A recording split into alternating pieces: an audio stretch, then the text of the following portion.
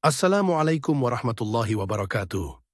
Selamat datang di channel Tausiah Ustadz, tempat kita berbagi inspirasi dan ilmu seputar Islam. Semoga video ini membawa manfaat dan menjadi jalan kebaikan untuk kita semua. Bismillah. Yuk, kita mulai. Para ulama kita senantiasa mengambil manhaj dari Al-Quran.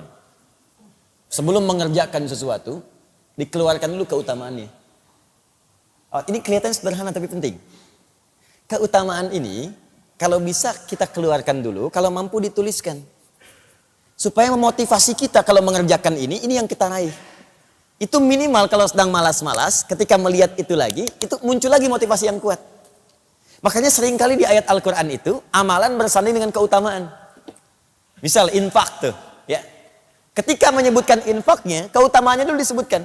Quran surah kedua, ayat 261. Mathalul ladzina yunfiquna amwalahum fi sabilillah kamathali habbatin ambatat sab'a sanabil fi kulli sumbulatin mi'atu habbah wallahu yudha'ifu liman yasha' wallahu wasi'un alim. Perumpamaan orang yang infak di jalan Allah Subhanahu wa taala. Perhatikan baik-baik, seperti orang yang menanam satu benih. Dari benih itu satu nih, dihitungnya satu dulu. Jadi kalaupun ada 1 rupiah Anda berikan, itu hitungannya bukan 1. Ambatat sab'a sanabil. Dari 1 ini tumbuh 7. Fi kulli sumbulatin mi'atu habba. Setiap 7-nya ada 100 benih baru. 1 kali 7 kali 100, 700 nilainya. 700 nilainya. Dan itu pun batas minimal, bukan batas maksimal. Karena ayatnya belum selesai. Sering dipotong sampai sini, belum selesai. Wallahu yudha'ifu liman yasha. Dan Allah akan melipat gandakan tanpa batasan bagi siapa yang dikehendakinya. Kata sebagian pakar tafsir, maksud yang ayat terakhir ini adalah orang yang tak pernah berhitung, maka Allah akan berikan tanpa hitungan. Tapi kalau dia ngitung, ya sesuai hitungan itu diberikan. Infak misalnya, 1 juta masukin. Sampai kotak infak tuh gak geser-geser. Tuh, 2, 3 juta. Tapi dihitung sama dia, alhamdulillah kali 700, punya catatan sendiri. 7 juta. Walaupun gak dia upload, punya catatan, Allah kasih. Begitu dioper 1 lagi, Masya Allah, ingin seperti yang 1 juta itu. Tapi gak ada.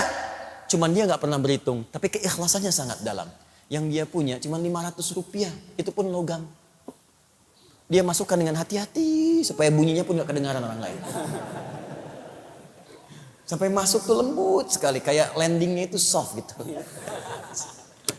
Bagus. Dan dia gak pernah berhitung, gak pengen orang tahu. Itu lipat gandanya, yudha'ifu liman yasha, dilipat gandakan oleh Allah tanpa batasan. Bisa jadi dia masukkan 500, lipat gandanya bisa 1 juta, 1 miliar, 1 triliun dan sebagainya. Allah Ta'ala adam. Nah, kenapa dimasukkan itu? Banyak nanti keutamaan istighfar. Rajin istighfar bisa dapat surga seluas langit dan bumi. Quran surah ketiga 133. Wasari'u ila maghfiratin min rabbikum wa jannatin arduhas samawati wal ardh u'iddat lil muttaqin. Disusul lagi dengan amalan lain. Ayo bergegas kamu istighfar dan berharap dengan amalan-amalan itu bisa mendapatkan surga seluas langit dan bumi. Disediakan bagi orang takwa.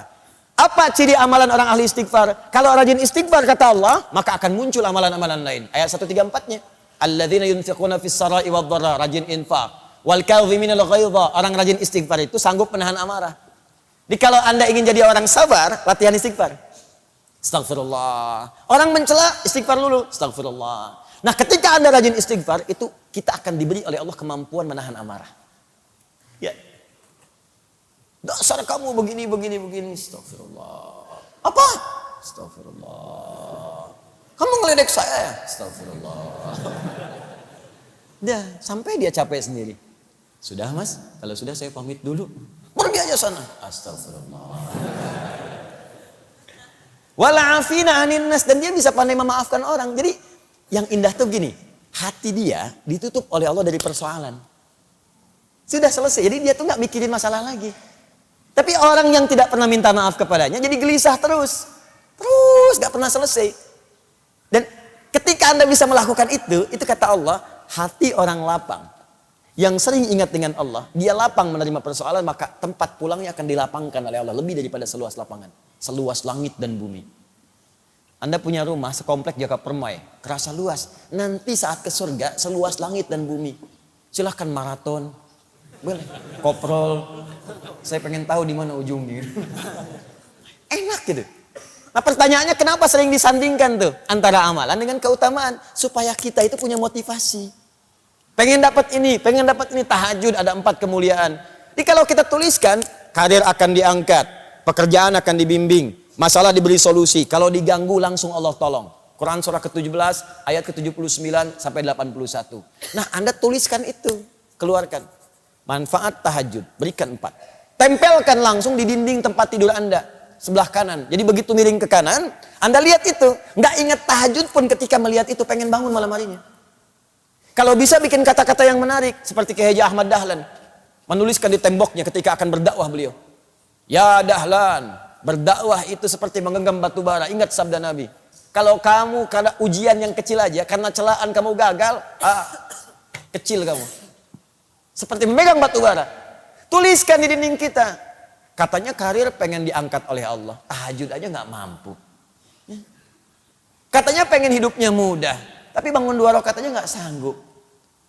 Katanya pengen ditolong oleh Allah. Tapi begitu Allah ingin berikan kamu nggak panggil. Sepertinya apa sih maumu? Tuliskan di situ. Ya, tuliskan. Di situ aku kadang merasa sedih padamu. Catat tuh. Tulis di tembok kita. Begitu dituliskan seperti itu malam bangun. Itu manhaj namanya. Langsung antum setting alarm kan? Bangunnya bismillah jam 3 bangun. Alarm 2:04, 2:30, 2:45. Ya, supaya tertata rapi. Alarm 2:15 mematikan alarm 2:30. Alarm 2:30 matikan alarm 2:45. 15 menit kan ada persiapan. Jangan dikira orang bangun tuh langsung sadar, kan duduk dulu. Duduk, ngantuk, begini dulu kan, tahan-tahan. Ya, begitu sadar jam 6. Awal-awal begitu, lama-lama makin cinta nanti bangun lebih awal lagi. Nah, ini keutamaan dimunculkan, makanya jangan heran para ulama kita itu sebelum menampilkan isinya, tampilkan keutamaannya dulu. Apa keutamaan menuntut ilmu? Supaya nanti kalau sedang malas-malas, maaf ya, kalau ada tantangan pekerjaan lain, kita bisa prioritaskan, tuliskan. Menuntut ilmu ini keutamaannya, meringankan beban hidup, memberikan solusi, jawaban semua didengar, doa-doa dikabulkan. Tuh. Malaikat mengaminkan, dosa-dosa diampuni. Jadi begitu kita mau tinggalkan, kita mikir lagi. Duh, jangan-jangan kalau saya pergi ke mall tinggalkan taklim, saya meninggal di mall, dosa belum diampuni. Saya udahlah ke taklim dulu aja. Mall bisa besok lagi, datang dia. Terima kasih sudah menonton. Jangan lupa like, share, dan subscribe untuk mendukung dakwah ini. Sampai jumpa di video berikutnya. Wassalamualaikum warahmatullahi wabarakatuh.